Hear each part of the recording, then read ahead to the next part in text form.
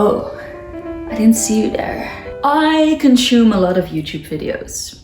Like, a lot. I've had times in my life where I was definitely addicted to YouTube and other social media platforms like Instagram, Tumblr, and was probably clocking 9 hours of screen time on YouTube alone. While I don't think I'm addicted to YouTube anymore, I do still watch a lot of it, and it is even still a sort of emotional comfort for me. I'm curious what would happen if I completely replaced YouTube with reading books. I might absolutely hate it. I might become emotionally dysregulated without access to some of the content that motivates me, but we'll see. This whole thing is also motivated by the notion I've been hearing more that YouTube should be an introduction to a certain topic, but it should not be the end of your exploration. If you truly want to understand the topic, you should probably do more than watch a YouTube video about it. As I said, I do already have experience with detoxing from YouTube.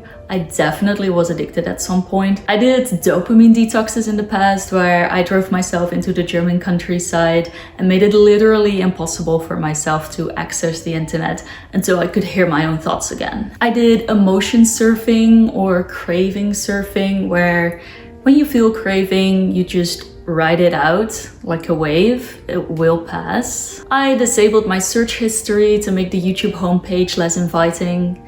So all in all, I think this is pretty doable for me. I'm pretty confident I can do this, but I am a little bit scared and nervous about how hard it might be. I really like YouTube, but just 1 week is doable. So first, I started out by writing out some rules for this challenge. We'll do only 1 week because I think that's quite achievable. No opening YouTube at all, not even for how-to videos. If I want to look up how to do something, I'll have to find it through a blog or something like that, because I think just having YouTube open will be too tempting for me. And no other social media either. Right now I only use Instagram on occasion and Tumblr very rarely, so I don't think that will be too much of a problem.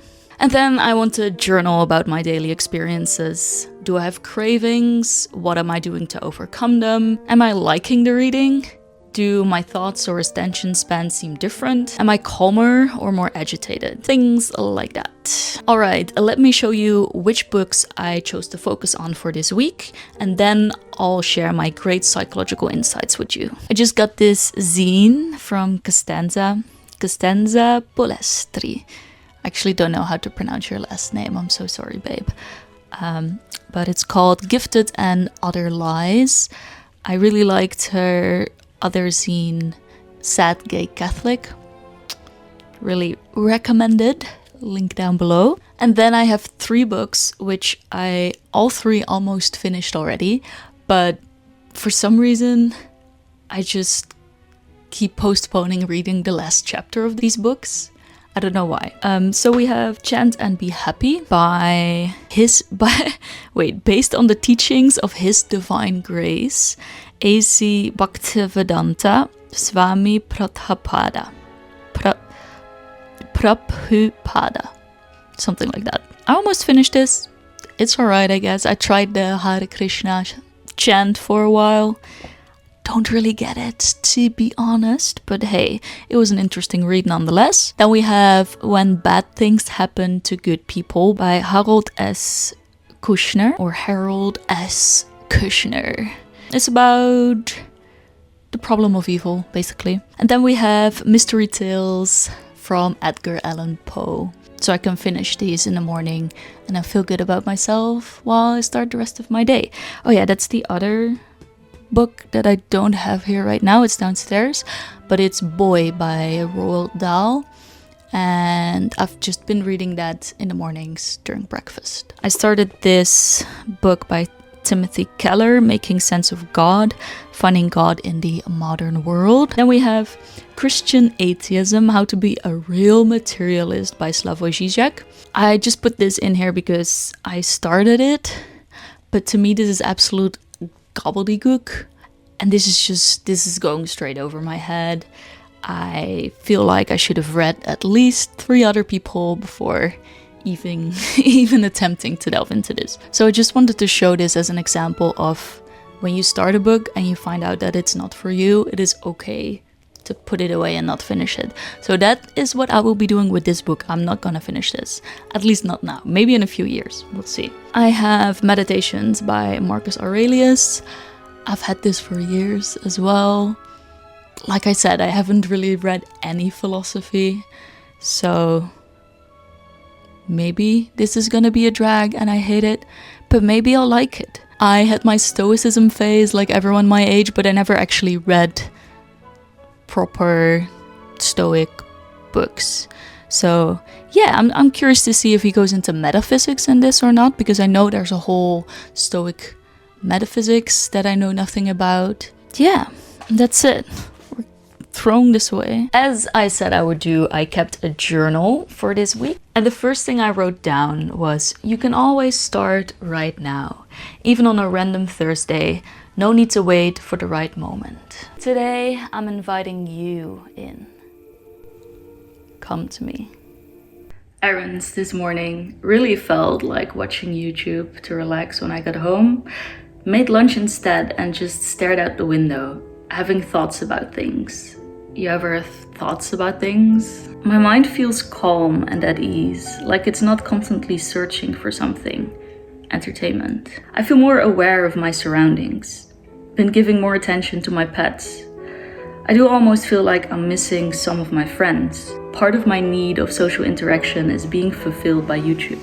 And this is where I started spiraling a little bit because of work stress, and Audacity didn't pick up the right audio input.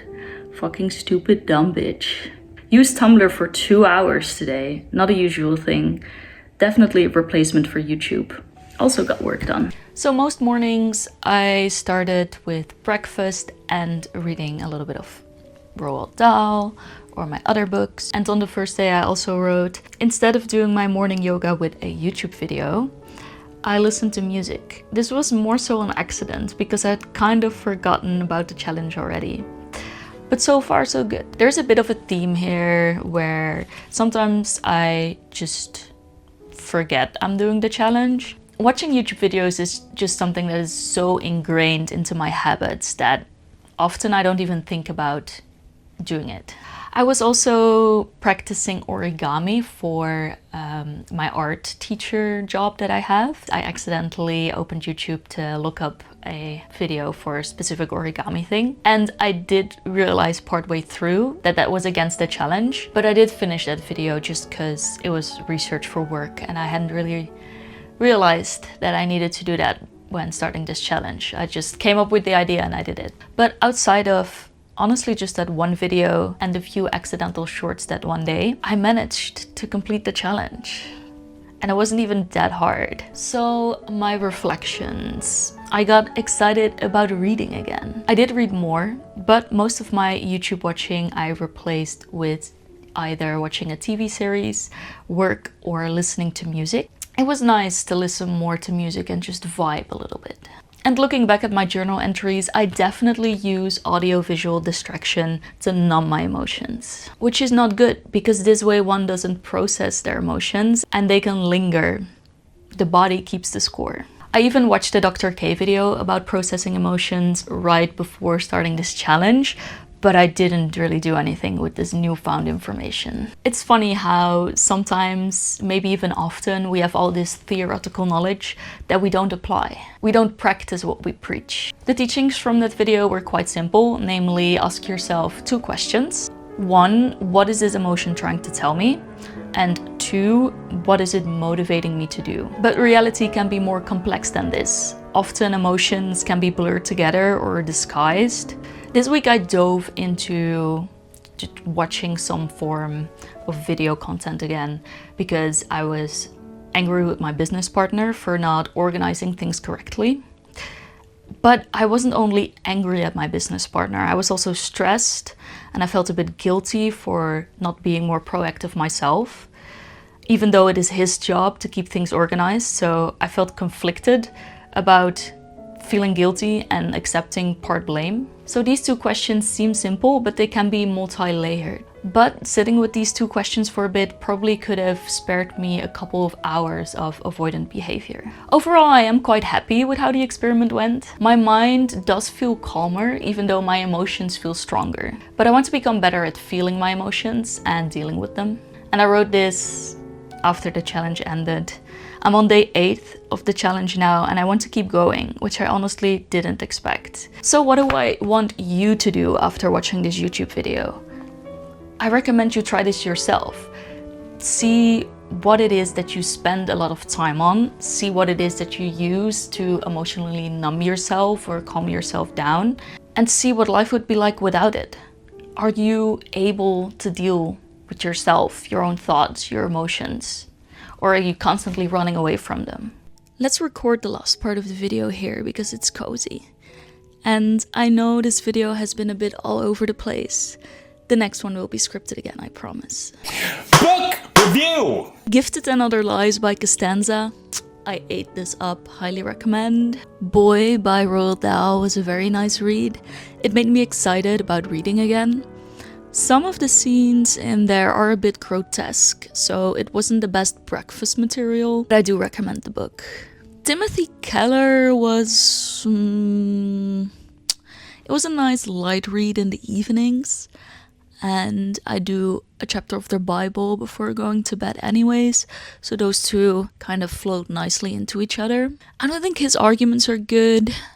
I don't like some of the examples he chose to illustrate his points. One time he even uses an example that actually counters the point he's trying to make. He's illustrating how culture in North America and Europe is now very individual focused. We feel like we have to be able to do everything alone and we want to be alone, which is true. But then he uses the movie Frozen to illustrate his point, where Elsa runs off into the wilderness to live her individual life. He's trying to say that this is an example of individualist values being in the zeitgeist and being pushed in our culture. But if you've actually seen the movie, you know it's about familial love and actually not running off into the forest to be by yourself. She wasn't happy doing that. So that was a crazy example of him in my opinion.